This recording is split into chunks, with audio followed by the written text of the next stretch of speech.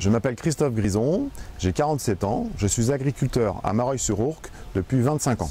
À l'époque, l'exploitation avait 210 hectares, essentiellement en grande culture, maïs, blé, colza, un petit peu de betterave, des pois à l'époque.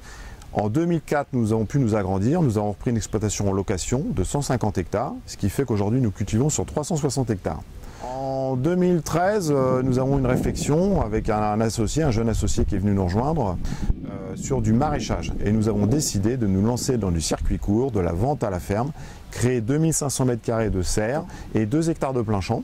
Nous produisons environ 30 à 40 produits de saison, principalement des légumes ainsi que des fraises hors sol.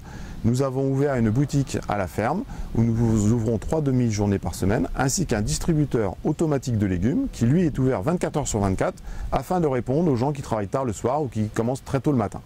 Il est ouvert nuit et jour, 24 h sur 24, et donc les gens qui travaillent par exemple à l'aéroport de Roissy, qui ont des horaires décalés, ils peuvent rentrer en pleine nuit et venir acheter des œufs, de la salade, des fraises, des produits qui ont été cueillis le matin même. Par exemple, j'arrive, la case numéro 30 m'intéresse, je tape 30, je paye en carte bleue et la porte s'ouvre. Et je récupère mes produits. L'appareil est climatisé, ce qui fait que les produits sont relativement frais.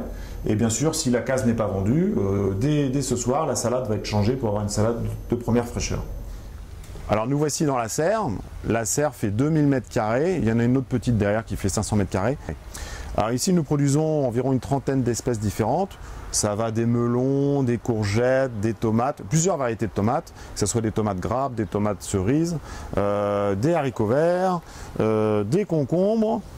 De l'autre côté, nous avons des aubergines, des poivrons, nous avons de la salade au printemps, là en ce moment la salade elle est dehors, et enfin un quart de la serre produit des fraises. Nous avons privilégié la protection intégrée pour l'ensemble de la serre, c'est-à-dire nous n'avons pas pu nous certifier agriculture biologique parce que certaines productions vont nécessiter éventuellement un traitement. Mais depuis le début de l'année, seules les tomates ont eu un traitement fongicide, mais les salades, les navets, les radis ont eu 0 traitement phytosanitaire. Maxime Buffalo, donc moi je suis responsable production, grande culture et maraîchage, et on a lancé mon projet que j'avais de base, donc c'est CCR, donc faire de la production en vente directe et de la production en culture raisonnée. L'agriculture raisonnée, c'est combiner plusieurs méthodes, c'est pas forcément que le chimique, c'est de la lutte biologique, prophylactique, mécanique. Donc c'est combiner toutes ces stratégies pour avoir une enceinte de climat correcte, répondant aux exigences des plantes, tout en assurant une bonne croissance, sans forcément être envahi par les insectes ou les maladies. Voici un exemple de protection intégrée. Nous déroulons un film plastique entièrement biodégradable qui est constitué d'amidon de maïs à 80%. Lorsqu'on déroule ce film, ça réchauffe le sol en dessous, ça nous permet de passer nos petits tuyaux pour la micro-irrigation et en plus, ça empêche tout développement de mauvaises herbes. Donc nous n'utilisons pas du tout de désherbant. Donc le plus important dans une structure comme la nôtre, dans une serre, c'est de gérer son climat. Donc c'est contrôler sa température, contrôler son hygrométrie, contrôler ses arrosages. Le facteur de croissance, c'est le climat, mais c'est aussi le facteur limitant. Une mauvaise gestion de climat vous amène les maladies. Donc toutes les nuits, nous ventilons. Les côtés des serres restent ouverts d'1,50 m pour créer un brassage naturel, afin de virer l'excès d'humidité et la transpiration des plantes. On n'a pas de problème de maladie parce qu'on aère constamment. Dans la serre, 2 procédés pour irriguer, soit par le haut, soit par un goutte à goutte au sol. L'avantage, c'est que ce sont des micro-doses que nous pouvons appliquer et nous pouvons arroser rangée par rangée. Ça nous permet vraiment de sélectionner quelle plante a besoin d'eau, soit par le haut, soit par le bas. Vous l'avez compris, le maraîchage, c'est assez gourmand en eau. Néanmoins, pour faire des économies et ne pas prélever trop dans l'eau de réseau, nous avons fait le choix de stocker l'eau pluviale.